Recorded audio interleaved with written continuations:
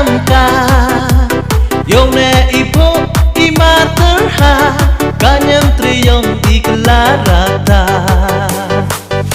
Kenre ala o wayong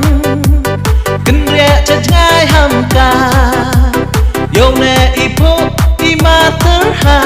Kanyang triyong iklarata Ale yong i uyok so tilang Yay kam niam ku ketui caprang Tapa prat mabonuti Yay wasi kai kiwarim yai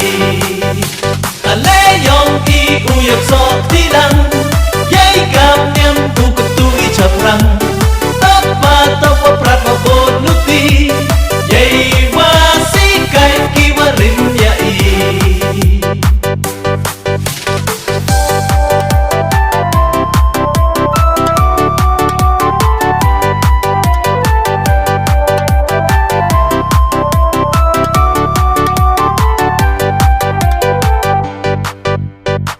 Ale akan punya wasa Ale akan tim kutip ka Iwada selain wada punyo pun kedau Hai buram utri kiran kikti uar chau Chua uheri chap thor chabri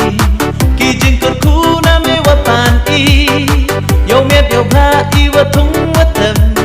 Yo yo kam wada terang kam wada po darem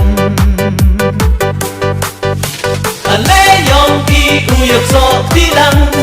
Yay kam niam ku ketui caprang Tapa prat mabonuti Yay wasi kai kiwarim yai Ale yong i uyok so tilang Yay kam niam ku ketui caprang Tapa prat mabonuti